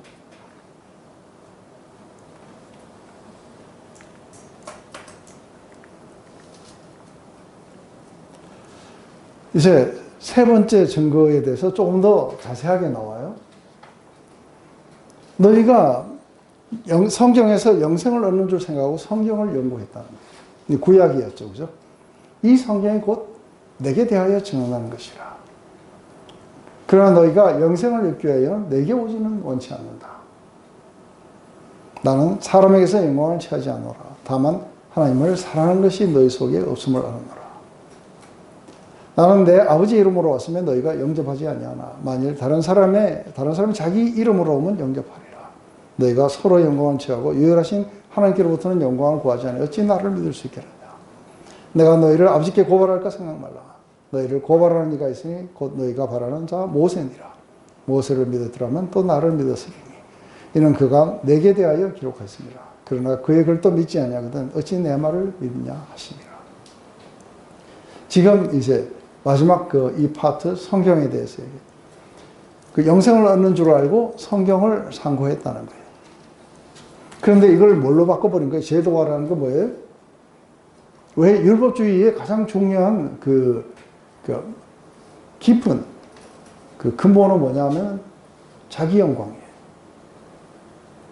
그래서 내가 노력하고 사람들로부터 저 사람은 정말 훌륭하게 사는 사람이다. 그죠? 그래서 저 사람은 정말 존경할 만한 사람들이다. 이것 때문에 못 떠나는 거예요.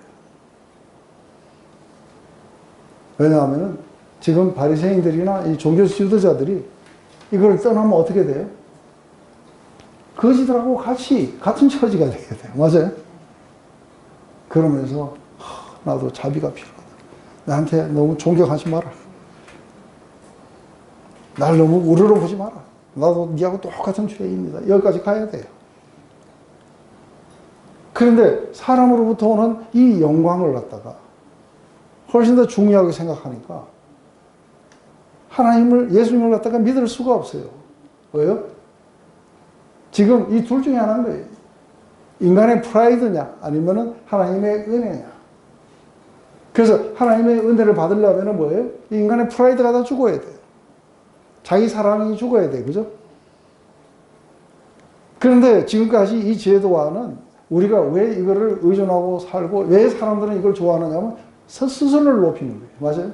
스스로를 피하라고 스스로가 뭔가를 해가지고 만족을 누려야 되고 여기 살아왔어요. 이게 얼타남이에요. 이게 원죄예요.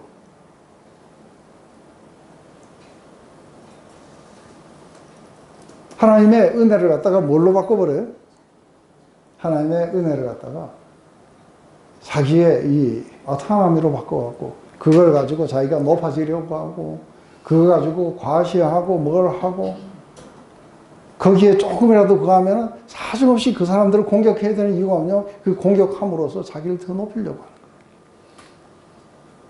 거예요. 이게 율법주의의 근본은 어디서 오는 거예요? 자기 사랑인 거예요. 이게 우리 이 자율성이 이게 그 성경에서 말하는 이 죄가 자율성이라는 거 이해되죠? 그죠? 나는 스스로 있는 자가 아닌 거예요. 그런데 내가 스스로 있는 자처럼 행동하려고 하는 것. 이게 사단의 유혹이었어요. 네가 스스로 있는 자처럼 그렇게 되게 될 거라고 얘기하는 거예요. 그래서 뭔가가 도덕적으로 훈련하게 되고 뭐 하고 좋은 것 같은데 이게 뭐예요? 받아들일 수 없는 게 뭐냐면 우리는 그가 만드신 바라. 이거 받기가 어려워. 죄와 허물로 죽었던 나를 그 크신 긍휼로 말미암아 나를 사망에서 건지셨다고 하는 이 고백이 나오려면 이게 뭐예요? 오타남이 다 죽어야 돼요. 맞아요? 근데 성경을 보면서 인간들은 선택적 지각 속에 뭐만 가는 거예요? 예, 하나님의 이 성경이 뭐라고 하는지를 들을 필요가 없어요. 왜요? 이 성경은 네가 어떻게 살아야 네가 프로모션 되고 셀프 프로모션 되고 네가 어떻게 훌륭한 사람이 되는지에 대한 그 이야기로 보는 거예요. 처음에 이게 레노버에 와서 도덕이 죽어야 되고 법이 죽어야 되고 이게 다 죽어야 비로소 이제 은혜를 받아들일 수 있는 거기에 갈 수 있다. 이게 모든 인간들 안에 팽배해 있는 죄성이에요. 이것 때문에 은혜의 하나님을 떠났던 거예요. 그래서 그리스도의 그 은혜로 죄와 허물로 죽었던 우리들을 그리스도와 함께 살리셔서 하늘의 영역 속에 이제는 은혜 속에 그분의 자비 속에 그리고 그분이 우리를 만드신 속에 우리가 살아가도록 이렇게 해 주셨는데 근데 그래도 요 사람들은 율법주의자들이니까 그래도 또 나중에 어느 날 부활하신 주님을 만나고 그 말이었습니까? 하고 이렇게 돌아온 사도 바울도 있어요. 그죠? 많은 유대인들 가운데도 부활하신 주님을 만나고 바뀐 사람들이 많이 있어요. 자기 형제들도 그랬어요. 그죠? 야고보도 그랬고 유다도 그랬고 다 육신의 동생들이었는데 부활하신 주님을 만나고 나서 다 바뀌었어요. 그런데 이거를 안다고 하면서 다시 이리로 들어와서 자기의 프라이드를 쌓으니까 이게 뭐 나올 게 없어요. 안 그래요? 예수님을 보라 그러지 않고 나를 봐라 하고 우리가 우리를 전하는 게 아니에요. 그리스도의 주되심을 전하는 거예요. 근데 이게 사실은 인간들 안에 죽기 어려운 제도화로 남아있는 거예요. institutionalized. 이게 다 죽어야 프리맨이 되는 거예요. 그럼 뭐예요?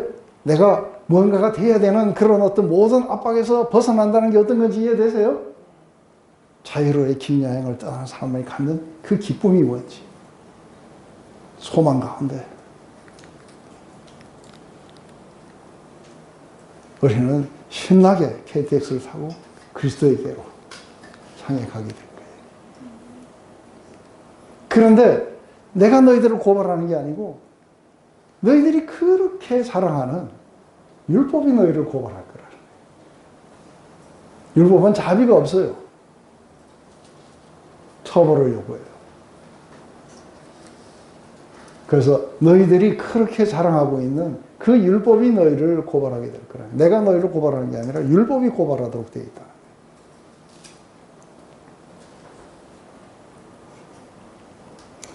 그런데 그 율법을 자세하게 읽어보면 뭐라고 나오는 거예요? 율법을 자세하게 읽으면 마침내 우리가 그것을 받아들이게 되는 거예요. 몽학 선생이에요. 맞아요? 율법을 읽으면 소망이 없어야 돼요. 그 속에서 마지막 발견한 건 뭐예요? 오라, 나는 공고한 자다. What a wretched man I am. 이 얼마나 죄된 인간인가. 그러면서 그때서야 비로소 누가 나를 이 사망의 몸에서 건져낼 수 있을까. 율법이 그거 가르치려고 온 거예요. 그래서 예수님께로 데려가기 위한 몽학 선생이었어요. 그런데 지금 거기에 빠져가지고 이렇게 될 때에 뭐예요? 그 법이 고발을 하게 될 거라는 거예요. 이들에게는 우리가 하나님의 영광을 보지 못하게 하는 수건이 우리 마음을 가리고 있는 게 어떤 건지 이해되세요? 자율성들이에요. 근데 우리가 묵상의 포인트도 그렇고 성경을 읽을 때도 포인트도 그렇고 가장 중요한 건 주께로 돌아가면은 수건이 벗겨져요. 맞아요? 주께로 돌아가야 돼요. 거기에는 자유로움이 있는 거예요. 그 속에서 우리가 수건을 벗어야 하나님의 영광이 보이고 한 영광에서 또 다른 영광으로 우리가 발전해 갈 수 있는 거예요. 이게 우리 안에 남아있는 아주 끈질긴 institutionalized 된 거예요. 이게 다 죽게 되는 날 천국에서 박수 소리가 들리면서 어서 와라.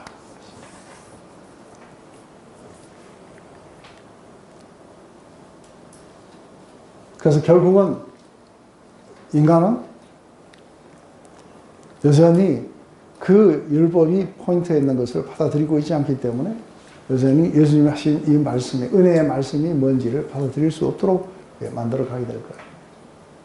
그리고 그 속에는 하나님을 사랑함이 없이 뭐가 하나님을 사랑하지 못하도록 만들고 있는 거예요? 자기의 영광을 구하는 것이 하나님을 사랑하지 못하도록 만드는 거예요.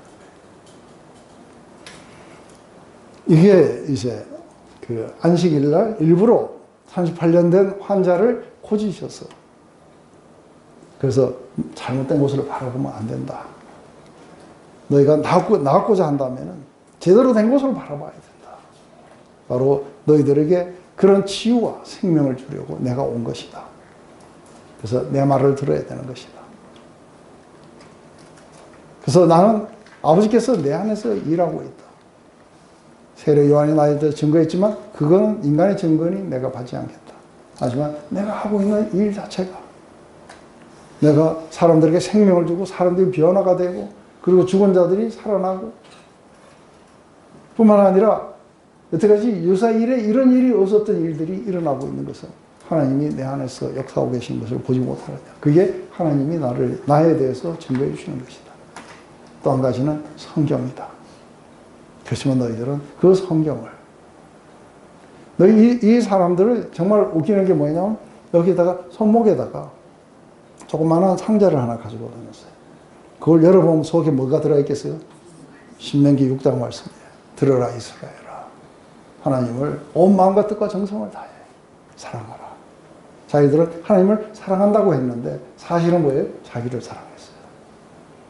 그리고 이 사람들은 성경의 말씀을 갖다가 누구보다도 잘 해석하고 있다고 믿었어요. 그런데 그 성경을 너희들이 믿지 않았다는 거예요. 잘못 해석했고 믿지도 않았다는 거예요. 그렇기 때문에 내 말을 듣지 않고 너희들은 어둠 속에 있고 생명 가운데로 나오지 못하고 있을 것이다. 오늘 이게 5장의 말씀이에요.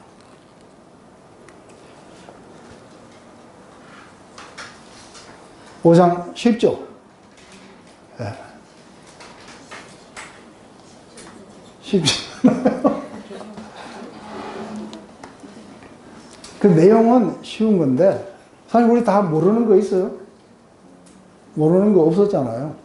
그런데 다만 사도 요한이 조금 약간 이거를 알레고리를 풀고 뭐 어쩌고 이렇게 좀 해서 조금 그랬을 뿐인 거예요.